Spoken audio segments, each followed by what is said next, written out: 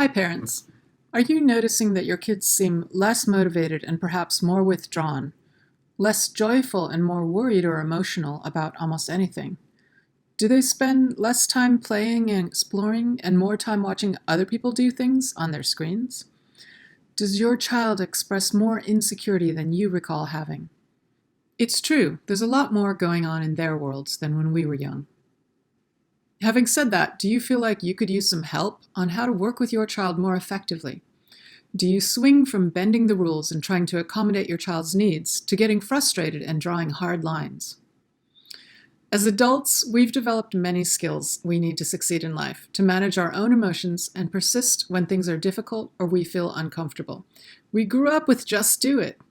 We've developed areas of confidence where we feel capable and in control. But our kids, not so much. Maybe some of it is just a phase that they're going through. Maybe it'll resolve. Maybe not. The question is, what can we do about it? Just because we can do something doesn't mean it's easy for us to teach it to our kids or even to know how to talk about it with them. As a parent myself, I hear other parents expressing interest in topics like managing bullying or managing stress or developing healthy, caring relationships. These are important skills to teach our kids, and yet they rely on a foundation of self-awareness and self-management skills. Just like we had to learn addition and subtraction before we could do division, let alone algebra. We all know when we're stressed or upset, it's easy to fall into the habit of taking our emotions out on other people.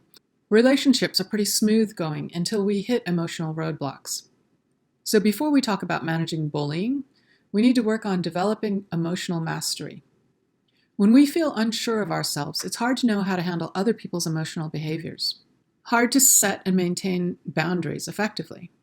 So in order to develop healthy relationships, we need to develop our own self-confidence while also learning how to read other people and work with their emotions. The emotional equivalent of algebra is built on our ability to maintain our own mental wellness. And this is an interesting thing, because we don't really learn mental wellness basics at any point in our lives. We just assume that we should have it, good mental wellness. We don't assume this about physical wellness. We know that physical wellness is something that we have to work at, and we've learned what we need to do for it. As you might imagine, while these mental wellness skills I'm talking about help us live our best lives, they also help us become more effective leaders and support the people around us.